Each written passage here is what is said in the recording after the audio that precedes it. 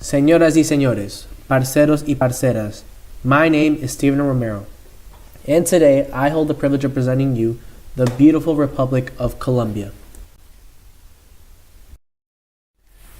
La República de Colombia, or Colombia, has a total population of 48 million people.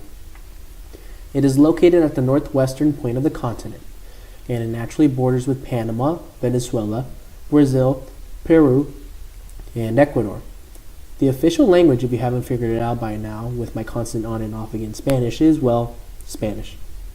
The religion that dominates the region is Roman Catholicism, with a religious makeup of 79%. Mestizos and white individuals make up 84% of the country's population, Afro-Colombians make up almost 10%, and 3% of the population make up the indigenous proportion. Colombia has 32 provinces, or departamentos, that outline the country. The capital of Colombia is Bogota, with a population of 10.5 million people, making it a megacity. Colombia is also home to very recognizable cities like Cali, Medellin, Barranquilla, Santa Marta, Cartagena, and Armenia. The current president of Colombia is Iván Duque Márquez. Colombia is a rich country. I do not mean rich as in physical currency. I meant that Colombia is a country that is rich in history, culture, and diversity.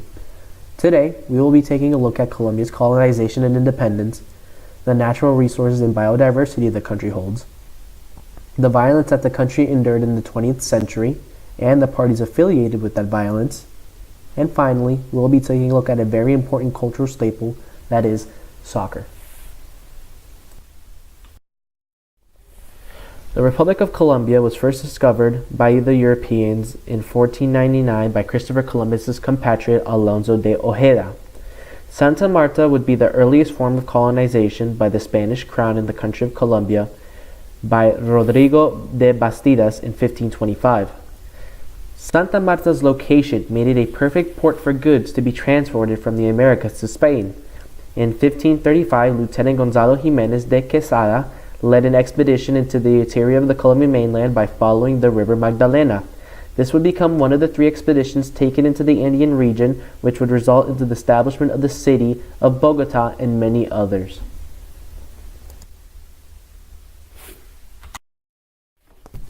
The Spanish was fighting a war with Napoleon's France in 1808 known as Peninsular Wars, which would also be a part of the Napoleonic Wars that was going on in Europe. Napoleon advocated for his brother to be the new king of Spain and overthrow Ferdinand VII. This caused major confusion in the colonies, which then resulted in Colombia declaring independence on July 20th, 1810. A new constitution would be formed in 1811 in the newly formed Granada. Simón Bolívar tried to evoke a revolution in 1812, but all the provinces were very fragmented and didn't know what side to take. He departed in Jamaica in 1815, and King Ferdinand would take the throne back in Spain and send over Pablo Morillo to gain order in the revolted continent. This resulted in violent repression on behalf of the Spanish, causing radical ideals of independence. Bolívar would return in 1816 from Jamaica, and finally having united New Granada to join forces for a revolution. The Battle of Boyacá in 1819 solidified independence as they beat the Spanish and entered a newly surrendered Bogota. Colombia is one of the most biodiverse countries in the world.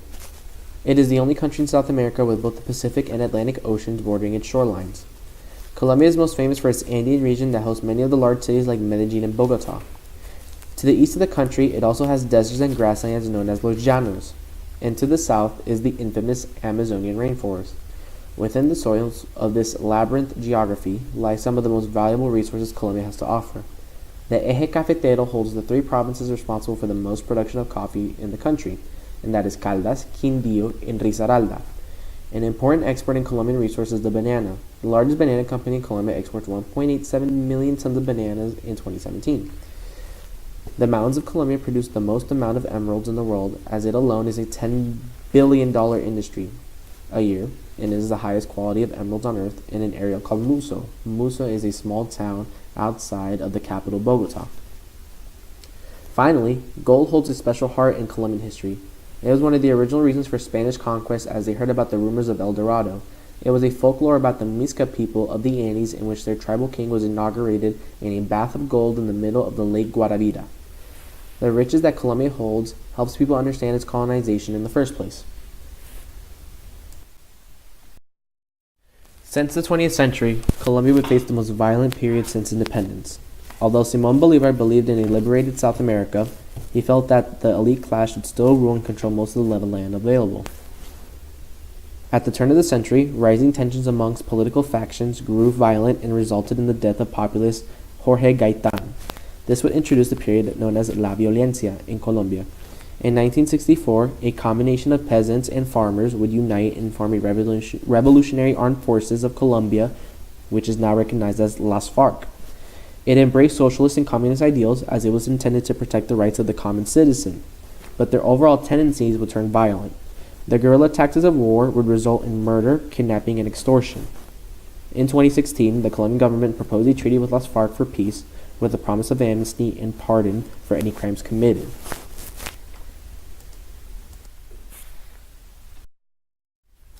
The 1970s would begin to produce a new faction of evil and violence in an already violent country.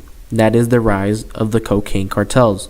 The most infamous of all was the unification of the Medellin cartel in 1976. It was headed by Pablo Escobar, managed by Gustavo Gaviria, and shared among los hermanos Ochoas, Jose Gacha, and Carlos Leder. They would unite the most violent narco-terrorist group in history. They produced 80% of the world's cocaine and were worth billions.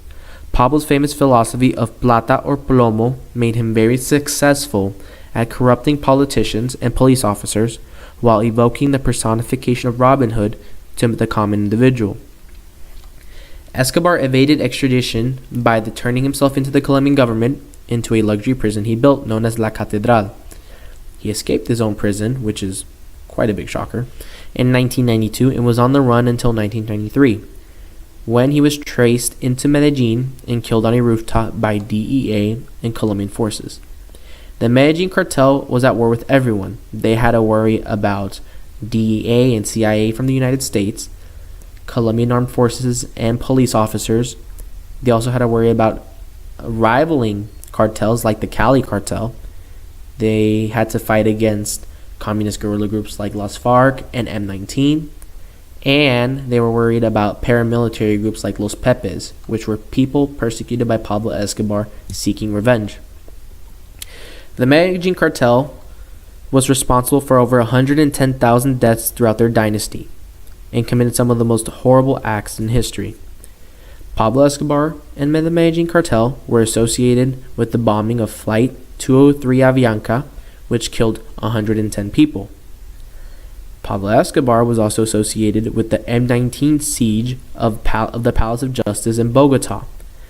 This was an act to go up against the extradition treaty back in the 1970s and 80s with the United States. Also, the Medellin cartel invented the concept of the car bombs. Although the past two chapters of Colombian history depict nothing but violence and fragmentation of the country as a whole, there was one factor that gave a whole country joy and happiness, and it gave a country pride. It gave them orgullo of being a Colombian.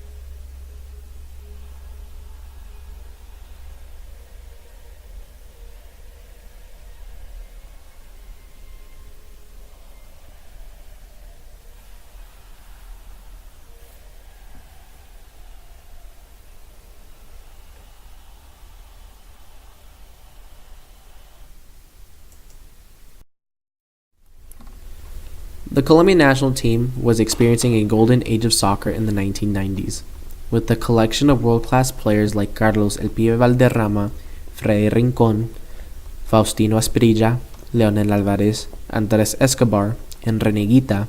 This combination of star power and many more helped Colombia qualify for 3 World Cups in the 1990s, with the most memorable win against Argentina before the 1994 World Cup. Colombia was playing Argentina on their home soil, and we had beaten them 5-0 in their home stadium. Unfortunately, Colombia's violence would catch up to the national team, as before they played their second group stage match against the United States, they received death threats if they lost or if a specific player was fielded. Colombia needed to win this game because they had lost their first group stage match against Romania 3-1, and if they lose their second match, mathematically they don't have enough points to qualify to the knockout rounds.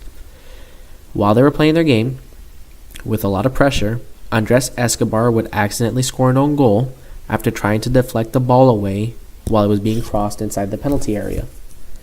Colombia would lose and was eliminated from the World Cup. Andres Escobar, when he returned to Colombia 10 days later, was murdered. This would cause the national team to crumble and face a dark age of soccer, not qualifying for a tournament until 2014. In 2012, a newly picked coach by the name of Nestor Peckerman, in origins of Argentina, was signed as the head coach of Colombia and produced a renaissance for Colombian soccer.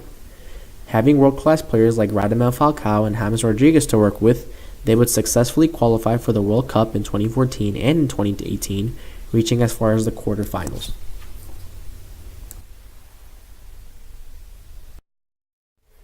After reviewing some points of Colombian culture and history, it is very clear that a common theme seems to occur. Colombia is resilient.